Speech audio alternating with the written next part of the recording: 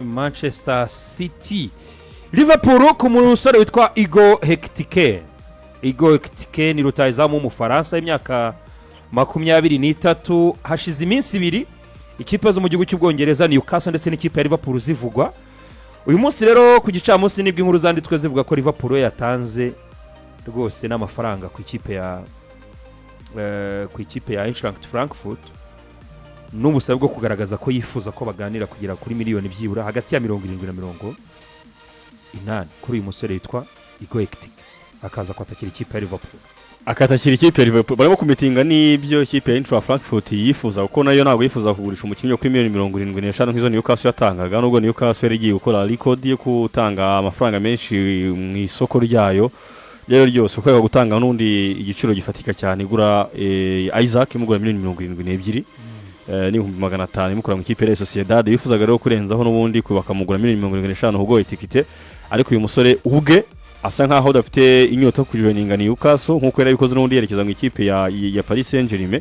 yanga kujya muri Newcastle yongera kubikora rero aterekana ngo bushaka kujya mu ikipe ya Newcastle bituma ikipe ya Liverpool nayo itayahaye igisubizo n'ikipe ya Newcastle ku musore wabo Alexander Isaac byahise bituma berekeza kuri uyu musore HEGO EKITIKE bashaka gusubmitinga iyo bid yo kumoja miliyoni 80 zishobora kujya no kuri 85 bigendanye n'ibigano ko bishobora kuba byakunda kuko ntago baza bahise bifata ngo bavuge ko ariyo bagiciro ntarengwa ikipe ya Eintracht Frankfurt nayo irimo kwibona neza ko ashobora kuba ari nka y'umukiriya warusigaye kuri uyu rutahizamu ko Liverpool yari maze iminsi ivuga kuri rutahizamu ariko itarate namwe ngore iyo official itanga iyo official biri cyangwa se binagaragare ko ubushake ku ikipe no yabugize byandikwa gusa ariko no yateye intambwe n'umukinnyi bigaragara ko kwangana Newcastle bizi neza ko hari ikindi kipe ishobora kuba yashoboka kandi ishobora kuba yakwerekezamo yatanga n'amafaranga rutaya Newcastle. Liverpool kujya kuri uyu mugabo ntago bara withdrawing ngo bave ngo bavuye kuri deal ya Isaac burundu ariko nibigabanya amahirwe cyane kuri deal y'uyu mugabo w'umunyasuwede w'ikipe ya Newcastle gushyira imbaraga kuri uyu nguyu birasobanura ko ibya Isaac baba bagiye kubisohokamo nubwo bitarabijana kujana kuri uyu nguyu deal nagirarangira. Imibare y'umwaka ushize imikino 33 muri saison ibitego 15 n'imipira 8 iva mu ibitego. Ikipe ziguhenda. Kuri EKITIKE. No musore kugeza kuri ubu ngubu yeka ko na kampuye babibona ko kwerekeza mu ikipe ya Arsenal bisa nkaho bitagikunze kubera aho biganiro bigeze ku musore Victor Yokres rero ku ma equipe nka dusanzwe tuzi na ma equipe iyo agize imana akabona tala nkiyi ahita biprofit ni tara yo ku rwego rwo kuza gukina muri Liverpool cyane rwose kumbwira ngo equipe nka Eintracht Frankfurt nureba kuri Eintracht Frankfurt nayo hari ukuntu mbona nyine igenda igerageza kuba fair kubera yuko barabona ko isoko rirashyushye kuri uyu mugabo umwaka mwiza wo kuba yasoka urebye ibyo yakoze ndumva tute competition hari ibitego hafi 20 na ku musore EKITIKE aya ma equipe ari middle class mu gihugu cy'Ubudage arabizi yuko nibiba biyatunze kuzamura tala bagasoka ikazi kabafasha muri development bagerageza no gukomeza muri championnat mu gihugu cy'Ubudage ikigaragara kuri equipe ya Liverpool iramukene rutahizamu kuri bo uyu musore ku myaka afite 23 n'umusore ukiri muto byaba ari sawa kuri equipe ya Liverpool akahenza ariko ubundi kumugwa byo nacyo byari bitwaye myaka 23 nibare abakinyi barabuze mw'abantu baruzuye ta baburiye ababitsinda nibo babuze abakinyi ndavuga barutahiza baruzuye n'umuba ahubwo ifaranga ntibarirekura amakipe na jarahenda ntashaka kurirekura barutahizamu bakwiriye ama equipe y'ibigugu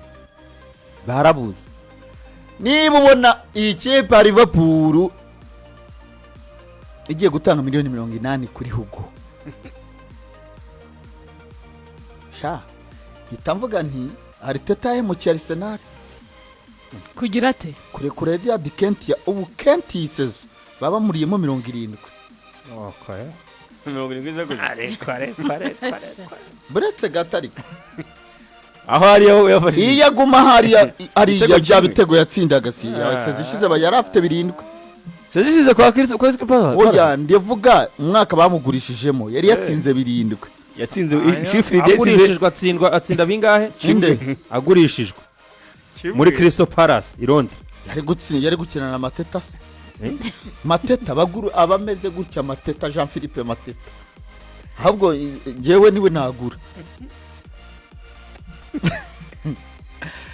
uyu HEGO EKITIKE ni tara pe yaje muri Paris Saint-Germain y'ibikonyozi ifite Mbappe ifite Neymar ifite Lionel Messi nta hantu yari gukina uyu musore rero ni hot cake ikibazo ni imyaka ye ni muto nicyo gituma amakipe yose arimo amwifuza noneho ugakubitiramo ko wazenguruka kubera igihugu avukamo Ubufaransa bikamuha amahirwe so agize sezo nziza muri Eintracht Frankfurt Newcastle yatanze 75 yabazanze kuri uyu mugoroba avuze ko Liverpool yagiyemo kubera ko ikipe ya Newcastle yanze n'ibiganiro na negotiation yazanze ijambo rimwe Isaac is not for sale Isaac ntagurishwa kandi abasenguzo mu Bwongereza bakavuga ko ni ubwo Liverpool cyane Newcastle yafungura ibiganiro kuri Isaac biza guhagara byibuze Liverpool miliyoni 150 z'amapaundi kavuga ati Liverpool iri ready kugurisha umuntu miliyoni 150 babona ko ishobora kugura undi mu defenseur ishobora gutakaza Luis Diaz bakavuga ati byaba byiza iguze ku giciro cyiza ubwo EKITIKE akaza agahagarara ari imbere batakaza wenda uyu musore Ruben Diaz Luis Diaz bakabagura Rodrigo Gaus muri Real Madrid ubwo no kuza kureba Liverpool yacyaraho habiri kuko kuri uyu mugoroba nibwo mbonye Florian Frattenberg avuze ko byabaye serie none Liverpool approachinze yanaganiriye talk to talk ibiganiro na Eintracht Frankfurt kugira ngo irebe ko yabona uyu musore HEGO EKITIKE ariko nyine barutiza mbarabuze nukuvuga ngo aba hari uri muri equipe utakuramo hari Haaland ntamukura muri City undi rutayizamu muto mwiza ni Benjamin Sesko igiciro cye ikipe yitwa Leipzig yaravuze ni miliyoni 90 z'amapaundi uzifite azitereke ku meza tugane si ikibazo cy'igiciro sicyo cyabaye ikibazo gusa uyu musore nawe ubwe arifuza umushahara uri hejuru avuga ko nta kipe azajyamo iri hasi umushahara mu 250 ku cyumweru so ukareba rero ukavuga ati kubera iki abakinnyi bato bari guhenda ni bake bahari kandi n'amakipe ba movinga ntabwo ntekereza ko uyu munsi ikipe ya wenda tuvuga urugero ya Brighton yari guhaza amasoko ngo ibaremere Joao Pedro amakipe yose Chelsea nyine abaye inyaryenge itibubona kuri miliyoni 50 so ubona ko rero nta kindi kiri gutuma bahenda ni ekipe bavuyemo ko ari selling club ishobora kugurisha icya kabiri n'umukinnyi kiri mutoya ku myaka mito n'igihugu akomoka mu Faransa so mbona rero nukuza kureba ese Liverpool iremera kujya Newcastle iremera ibiganiro ujye muri negotiation na Liverpool ese iragura HEGO EKITIKE njye mbona amahirwe menshi ashobora kuba uyu muhungu HEGO EKITIKE ushobora no kugura umukinnyi wo ku ruhande birashoboka ubwo biraza gutera Eintracht Frankfurt nayo nibibona abakipe yaje ameze gutya irahenda igomba kuyagukuramo yarangiza Brentford yakwiye 60 kuri mubemo kazabaye 70 60 simvugira cyahari iyihe kuri Brentford ese niba HEGO EKITIKE itaguye yo ngaya urashaka ko ugenda gute bayibese kugurisha kwayo kugura nayo biragoye kandi za 80 ahubwo ntibacungaranga yazigize 70 kandi Darmeset yo kuri Sky yarabivuze aravuze ati hari ikipe ziri kurindira ngo byinjire mu kwezi kwa 8 hasigaye igihe gito ngo Mercato ifungure ati ikipe zazatangiye kubona ubatangiye kubura ya prioritaire yawe ya mbere habasigaye iya kabiri zose ziba zishaka nihandi rero ujya kujya gucyo ukabona umukinyi nk'imbumbe iguzwe 100 mbumbe ko ari surprise kari akantu bagomba gupfunyikira umwana wabo Ten Hag ntabwo byari biteganyijwe pe. so ubwo Ekitike ariko